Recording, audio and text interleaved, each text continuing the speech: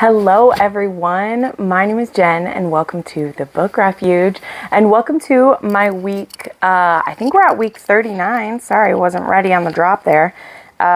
Week 39 wrap up, and it's also the first day of October that I'm recording this, which is crazy and kind of amazing.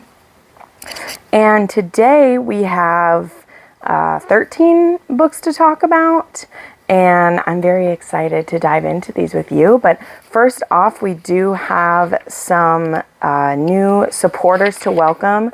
I can't make this channel a full-time endeavor without supporters like you, and I appreciate it so much. There are some supporters that had to move on this month, but honestly, I don't ever want anyone to feel bad for that. Like, I understand there's people I've had to stop supporting and re-support when things were better, obviously. But I just want you to know that you are very loved by me. And so we have a new member who I do not want to mispronounce your name, so I'm going to share it here. They joined at the Romantic Renegade level. I think it's Gaoi, but I could be wrong. My pronunciation of these other beautiful languages are not the top skills that I have, but thank you so much for choosing to support me here. It means so much. And then we have 3 new patrons who joined there, and my Patreon has a lot of great rewards that are actually exclusive to Patreon, where channel memberships usually rely on like early access or helping me vote on things for the channel. Although there is an exclusive live hangout with me that happens once a month that is special for them.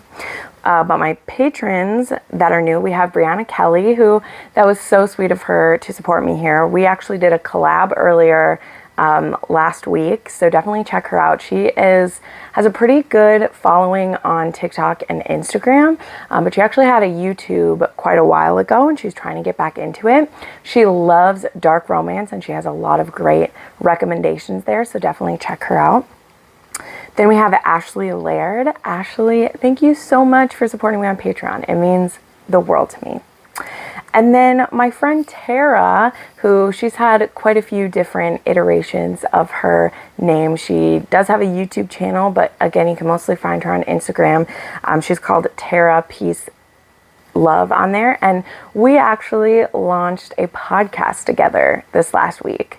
So I will link that first episode down below.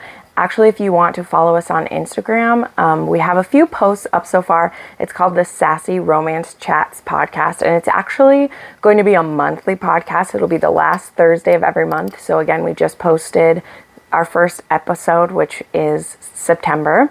And on our Instagram, we'll be doing recommendations that have to do with a theme each month and sharing those. So if you want to get recommendations there, definitely check that out. But Tara, thank you so much for supporting me here. Tara actually also has a Patreon, and it's very much, from what I've seen, about mindfulness and gratitude. And I think she is a really great person to support to get kind of like tips on how to do that. I've definitely seen a change in her about how she's been able to be more mindful and more peaceful during these struggling times that we're in. So definitely go check her out there. So that is what we have for that. Let's dive into what the reads were. I was gonna say maybe this will go quickly, but who knows? I did have a lot of rereads, and also some books that I can't quite fully talk about because I have a secret vlog that I was putting together, which is coming out on Tuesday. And again, if you are a channel member, you have access to that right now. If you're a channel member at the dedicated diva level or above, you'll get to see that vlog early. But let's go ahead and dive in. The first book that I finished last week was Hidden Truths by Neva Altaj. This is book 3 in her, what's this series called? The series is called Perfectly Imperfect. I have one of the other books over there. And this one was about Sergey and Angelina. And Angelina is actually trying to escape from a very dangerous situation. She lives in Mexico. Well, she doesn't live in Mexico. She was visiting her father in Mexico. So she lives in the States, but every summer she will come and visit her father there. She loves her father so much. And in this last visit, he actually gets murdered by a rival, and that rival is trying to force her to marry him, and he's trapped her in a basement. She is refusing to eat in kind of like a hunger strike situation. And her grandmother is being kind of held captive there too, and her grandmother actually helps her escape. And so if you've read Broken Whispers, which again I have right here, you'll know that there is a scene in which Sergei and Mikhail stop this shipment of drugs, and they find a girl in this shipment who was supposedly supposed to be a gift being sent where they were going. Well, this girl, Angelina's mother or grandmother switched their places, and so she is this, you know, she's very sick, she's not doing too well, she's been beaten, trying to be coerced into marriage, and Sergei sees her and he wants her, and so he tells Mikhail, he's like, I'm taking her home with me, she's mine. And Mikhail's like, what the fuck, you can't take someone home with you, because Sergei struggles with severe PTSD. He was drafted into the secret military group when he was only 18 years old, and when he got out of that, he was severely mentally traumatized, and he will go into these kind of like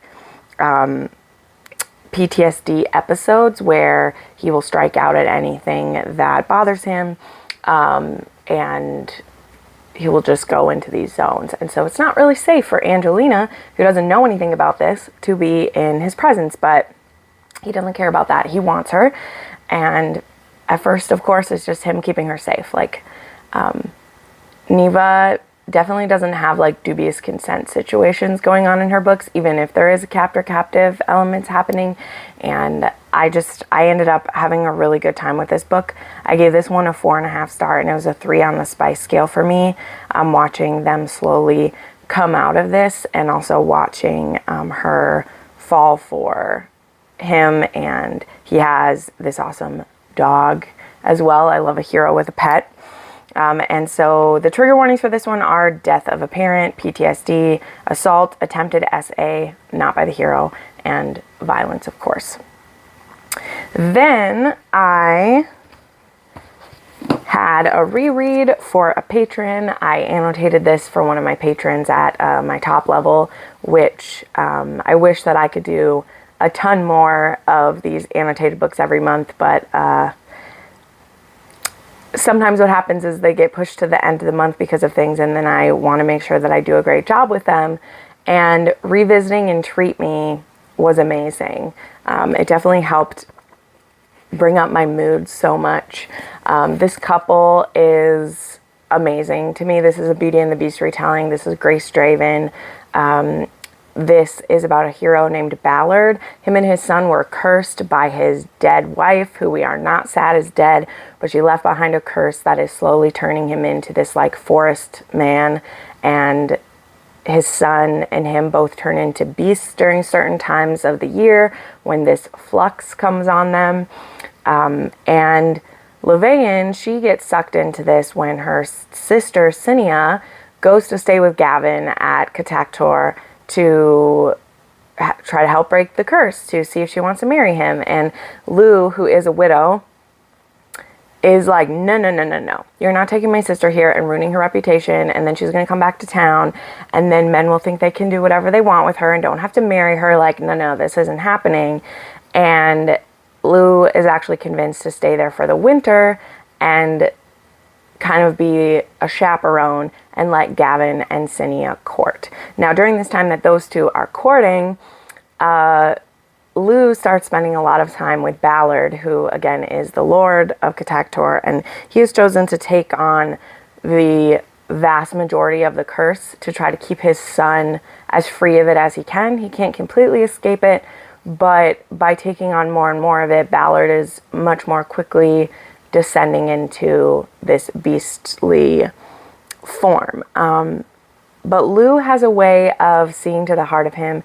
She has a way of never shrinking in fear or backing down, whether they're bantering or whether they're loving. It is absolutely beautiful. And this is still a fantasy. There is still, the aspects of trying to break this curse, but honestly, this is a like kind of quieter fantasy romance for me once we like get into the aspect, and this couple just blows me away. This is a 6-star read for me.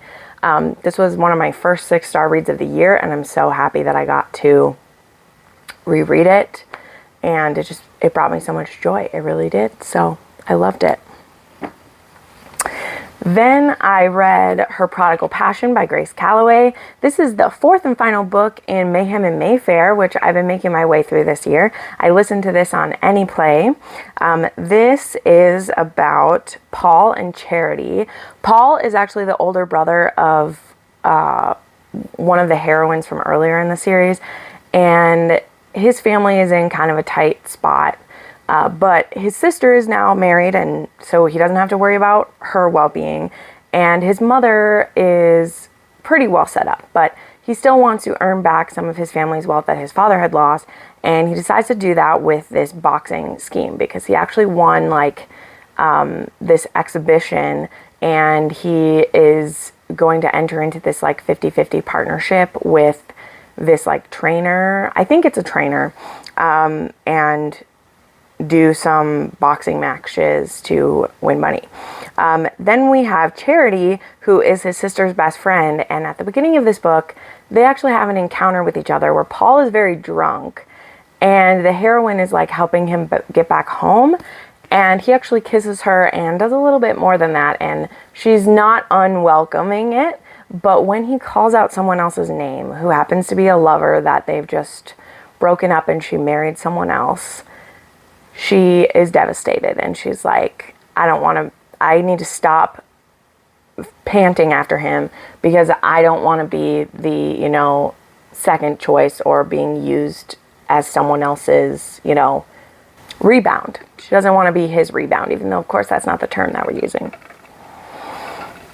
So then it's like 6 months later, and Paul is actually trying to like clean up his philandering act. He's tired of just being used by ladies for a bit of fun, because he's very like large, boxer type shape of a man, and these women just all want some of the big D from Paul, and he's getting sick of kind of just being used for that, and it's gotten him into some like awkward situations with men of the ton not being happy that he's cheating with their wife, like all that stuff. And then Charity and him are at a house party, and they end up in a situation where she gets compromised, and it ruins her reputation. And her father, who is actually a jeweler, he is very like hard on Charity, and he's just so disappointed in her that this happens. And even though Paul immediately is like, no, we'll get married, the father is just so like disappointed in this. And so the first half of this is, that situation, and the second half is actually them being married and like dealing with these like mismatched expectations, and like, will they have love in this marriage that they were forced into, or like what's going on. This one was not my favorite in the series, but it was still a pretty good time.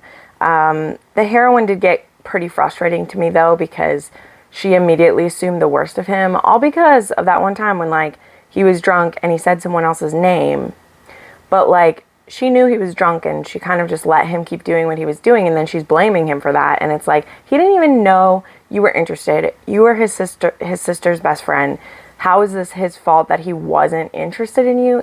It's one of those heroines where you're kind of like, why are you blaming this hero for something that like isn't his fault? And I don't know. I don't love when a heroine is the only one doing the pining anyway, because it's hard to root for her. And then the hero, like, it just sets him up in a bad light, because he hasn't done anything wrong. Like, he was a playboy, and now he doesn't want to be one, and he has all these women who still want him to be a playboy, and he's like, no, like, I'm married, I'm not going to do that, I have plans, and he keeps kind of being sucked back into things. But, he's never giving into any of those things, but the heroine always assumes so. So, anyway, I gave this one 4 stars. Maybe it wasn't quite a 4, but there you go. And then this was a 2.5 on the spice scale. This does have a trigger warning of loss of a parent. Then I did a reread of A Promise of Fire. This was also a Patreon pick, and these are the beautiful additions from the UK. Actually, I got this from, I can't remember which site I got it from there, but I annotated one of these for a patron, and it was good to revisit this because I do have an arc of A Curse of Queens, which I need to get to soon. I don't know if I'll get to it before release day, but I'm glad that I reread this because I did not remember much about this story at all, even though when I read this trilogy back in, man, it was 2.5 years ago, I really liked it. So this is about Kat, who is a circus performer and a soothsayer, and she's hiding behind an illusion of the circus until someone suspects that she might be more than she seems. And that's going to be Griffin, who's a southern warlord. He's actually the second in line to this like new kingdom who's just taken over. And he is Beta Cinta, and like Cinta is how they name, like that's the name of the country. And so like Alpha Cinta is the leader and Beta Cinta is the second, whatever. And he's heard about her powers. And she's called the Kingmaker. And she can do a lot of things, but one of the main things that she was used for before and what she escaped from as a teenager is that she can tell when someone speaks lies. Like it gives her a physical pain when someone's speaking lies. And so being in court is one of the most painful places for her to be because everybody lies there. And she was literally kept in a cage to listen to everything people were saying in court and, you know, tell her mistress if they were lying or not. So she was from a pretty tough place. There also is a lot more about her. It has a lot of Greek gods and rival gods who are using her as a tug of war. And there is that woman who used to own her who wants her back. She wants her powerful tool back. And Griffin, the beginning of this is he kidnaps her. He literally ties her to him with a magical rope so she can't escape. And he's going to make her help his people. And so this is a captor-captive romance. And I do have to say that upon rereading this, I really loved Griffin the first time. And I still like him. Like he gets there for me this time. But he was so frustrating about like what he's demanding of her and just not realizing that he's literally forcing her to do stuff. And then once she is like friends with them and is trying to help, he's like, no, don't do that. You'll get hurt. And it's like, you literally brought me into this. Like, I'm going to do what I got to do. So it was good to reread it. I'm glad I revisited it. And I will be reading the next one in October as well as reading A Curse of Queens. So I'm intrigued to continue because where they get to by the end of it, Griffin really does see what he did wrong. But during the parts where he doesn't realize how hypocritical he is, you kind of want to slap him upside the head because you're like, literally, what are you doing? Like, what are you doing? And it's frustrating, okay? It's a bit frustrating. But I gave this a 4-star upon reread, and it was a 2 on the spice scale. And the trigger warnings are there's an abusive parent, violence, and there is some dubious consent. Griffin gets a little bit excited at different times. So then I read an arc of Losers Part 1 by Harley LaRue. This book is now out. I don't want to say too much about it. This comes after The Dare by Harley LaRue, which was a book that got banned on Amazon a while back, which was kind of crazy. Do I have it right here? I don't have it right here. I used to have it right here. And so you can get it on Eden Books, or you can get the paperback on Amazon, but the ebook was banned from Amazon because they're dumb. Literally, this book was banned, I guess, for being like too kinky. It is not the kinkiest thing that is on KU or in Amazon, but because people reported it, and Amazon is a picky bitch, it got banned way back when. It was stupid then, it's stupid now.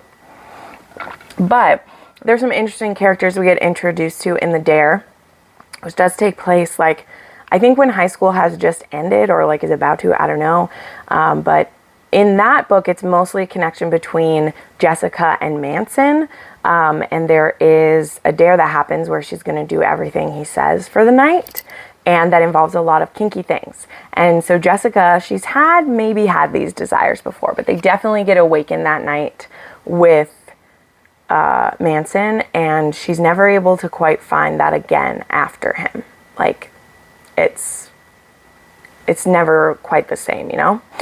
And now it's a few years later when we start The Losers, and she's back in town and immediately starts colliding with Manson and his friends / boyfriend. One of them is his boyfriend, and then the other two are boyfriends, but they're all bisexual and they're all friends. So that's kind of the setup. They still live in town. They own a garage where they fix up cars. They do some like racing events and like things like that. But they're still in town. And Manson, Lucas, Jason, and Vincent, all of them have mixed emotions about Jessica being back in town. And when things kind of escalate between them and the crowd from back in high school, Jessica ends up owing them a debt. And the way they're going to have her offload that debt is for her to be their sexual slave for a certain amount of time. Now, this is a legit like BDSM situation, so she still has a safe word. She can say no to stuff, but every act that she does and things she do, like her debt gets paid off. And now, I am very well known here for not liking reverse harems or why choose, whatever we want to call this. To me, this didn't read like that. And part of it had to do with the two couples, like the four guys being in two couples, as well as all loving each other and being friends and deep connection. And so it didn't make Jessica the very center of the relationship. She's definitely the center of attention sometimes, but we see MM scenes, we see some MMF, and then there's MF. Like, I really felt like I was getting to know everyone very well. The story isn't done. There'll be a second part coming in November, but it also didn't bother me that there's going to be two parts to this, because I felt like we really built up the relationships and the feelings, and all those aspects are there. And then I feel like there's more to go still. And I think to have a why choose like this work, I think you need that amount of time. Like, I don't think you can write a story quite like this one where everybody's going to be important and cut it off so soon, you know? So, yeah, I gave that one 5 stars, and it was a 4.5 on the spice scale. So there are a lot of content warnings for this one. They pretty much all revolve around BDSM. Yeah. Also an abusive parent in the past. Manson has an abusive parent, and Jessica has a very like demeaning parent. So there's those. But the author has her list of BDSM content warnings in it. So when you open it, you can see those, or go to the Amazon to see that. But it's all consensual things that are happening in that, so I'm not going to specifically list out anything because it's all consensual. Okay, then I did my reread of A Court of Wings and Ruin by Sarah J. Maas. Won't really talk about this. The live show for that goes up, it will be tonight when I'm filming it. If you're watching this on Sunday, it was last night. You can go watch it. This was still a 5-star read for me, absolutely. This is a 2 on the spice scale. I love this. Some people, this is their least favorite, and maybe it's a least favorite if you love all the other ones more, but for me, this is a very solidly written book. I think she wraps up so many things while still leaving some questions, and I'm very excited to talk about the ties to Throne of Glass that are in this one. So definitely check out our live show for that. We are steadily moving along with the S-Jam along, and we're getting closer to the end, and I'm going to be sad when we're done, but I'm also very excited for the progress we've made. Then I read kind of a really random one here. This was called Bound Gods, and the subname was The Chimera, because this is actually like a serial when it was being put out. This is by Adrienne Wilder. Now, Adrienne Wilder writes romance, and I read her last year when I actually read some survival romances that she's done, as well as a gay romance that had a age gap with one of the men having Asperger's, and I really liked that. So this one popped up when I was looking up books with sounding in it. So I mentioned that when I talked about Seraph, and in one of my live shows, I was getting some recommendations for it, and so I looked up some books that had it, and I found a few. And this was one that popped up, and this one said it was only 160 pages, because again, I found it's the beginning of a pretty long series that is kind of like a fantasy romance, I guess, because there are gods in it who have like powers and shit. But this was a pretty dark book because it's about sex slaves and literally like sons being given into this by their parents. And in this case, it's a boy named Caleb, who his father owes a debt that he didn't pay, and so Caleb gets sold into it, and you have no rights, like you're literally furniture. And so it's not technically BDSM, because in BDSM you have a safe word, and literally like the author says that right away. Like Adrienne Wilder, she actually has a pretty funny note at the beginning, and she's like, the devil made me do it, and then there's a note on the next page where the devil says I had nothing to do with it. Like, it was pretty funny.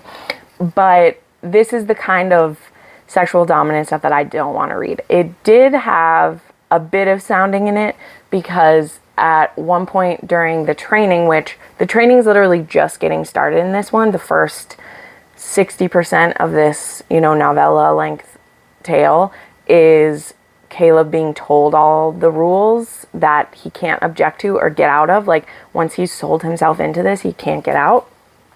And once his training starts, he's being told what he has to do to prep himself every day so that he's ready for his master to fuck him whenever he wants to. And he gets a cage put on him, and this cage has a like sounding rod that gets put in and then like locked around, so literally his penis cannot get hard at all, even with the things happening to him. And I was like, oh, that's not the kind of sounding I wanted to read. And I did finish this whole first one because I wanted to see like what we were going to be looking at with it. And this will not be a series that I want to read. But if you like things a lot harder than this, if you like the like BDSM that's not really BDSM because it's more, I mean, the writing for it is great. It's an intriguing story. It's just, I don't want to read more of these. Like, they're past what I'm comfortable with. So for me, enjoyment level, this was a 2.5 on the star rating. And technically there wasn't a ton of like sex yet that had happened in this one. So this was like a 3. And the trigger warnings are obviously like, this is slavery. It's not BDSM. It's, there's no rights. So you might not want to read that. Alrighty. Then I'll talk about one other thing before I dive into all of these. So I also read an arc of The Taste of You by Ashley Mack. This is a follow-up to The Sight of You. This is book 2 in the Senses series that Ashley's writing. Full disclosure, Ashley is a friend of mine, and maybe you'll see someone's name in the acknowledgements of this one. But I was really excited to read this one because Ashley said this is actually the heroine, and like the scenario of this one is what gave her the idea like for this series. And so Aster is the youngest sister. We of course saw her in the first one and got a bit of idea because there's a bit of an overlap in the plot. Like in this one, the sister from the first one has only been gone for like a certain amount of time because that's an arranged marriage happens in the first one. And Aster is a vigilante serial killer who kills sexual assaulters. And her father, Don, he has hired this man named Freelancer, and that's how his name is listed on every chapter that he is a POV. And he is watching Aster, and so he is someone who works with the company who we don't know his name, although I will say, like, I was able to guess who that was, and I don't think she's really hiding who that is. It's more the fact that, like, Aster isn't looking for him within her daily life, but she knows that he follows her at night, and she actually is very intrigued by Freelancer because, like, she's known he's been following her. And when one night she actually jacks off after killing a bad guy, Freelancer kind of makes himself like known, and they have a pretty interesting interaction together that kind of starts this thing where she will hunt down who she wants to hunt, and she's like, I will let you follow me if you don't stop me. And he's like, I'm in. These men you're killing, they deserve it. I'm in. So we have that plot that's going on. And I don't want to say too much more than that. A couple things I'll say, because if you read The Sight of You, there were some interesting choices made. There were these chapters that said them in the first one that I know threw a lot of people off. There was also kind of a style that she had for, because it was first person POV in the first one, but it was a little bit kind of like distant, and I didn't feel like I really got to know Alina and Derek too well. I feel like that is improved upon by a lot, and I think a lot of it has to do with the fact that Ashley had a really good sense for who Aster was. Like, she knew who this was before she started writing this book, and I think it comes across really well, and this was really great. This was very sexy. It was very hot. There was some revelations at the end that made me gasp. And she says a note in the beginning that this is the last book you could like read as a standalone. So if you didn't want to read The Sight of You because you've heard maybe not as great of things about that one, you could start with this one and dive in. But once you read this one, you're going to want to keep reading because it definitely sets up the future books for you. Yeah, I think this, which one's next? I can't remember off the top of my head now, I'm sorry, but I gave this one a 4.5 star, and it was a 4.5 on the spice scale. And you can take that as a grain of salt because this is a friend, but I legitimately give this one 4.5 stars. Like, I had a great time with this. This isn't a pity rating or anything. I don't do that around here. I'm honest about my biases, but I'm also honest when, like, I loved it. You know, like, The Sight of You, that was a 4 star for me because it was my friend's first book, and I was so proud of her for getting it out and doing that. This is a 4.5 because I legitimately had a great time. Again, there was a couple like reveals that I saw coming, but that happens in a lot of books that I read, and I don't always hate that. But there were some other things that I had no idea they were going to happen, and I was sad. And I was like, what the frick is happening? Like, crazy. So trigger warnings are murder, violence. There is spitting and breeding kink, and it was so good. Like, it was so spicy. It was so spicy. It made me so happy. It made me really happy. So, yeah. Okay, now, the last 5 books I'm going to talk about. These are the ones that were for a secret reading vlog. So, it won't be a secret once I, like, show you. Well, actually, there's 6 to talk about. But I'm not going to tell you my total thoughts about these. I'm just going to tell you what they were. So, something I've been wanting to do, I wanted to try some romance manga, okay? And I did. Yesterday, I read, or no, was it 2 days ago? It was 2 days ago. I read 5 of these. I read 5 of them. I had an amazing time, and I bought a whole bunch more to read. So there's that kind of spoiler, but I won't tell you about each of these. So I'll just show you the ones that I read, and then you can check out the vlog when it comes out on Tuesday. So I read Ladies on Top, which is like it sounds. I read the first volume of Black or White. This is a gay romance. I read the first volume of Jealousy, which this was like a mafia gay romance. I read I'll Never Be Your Crown Princess.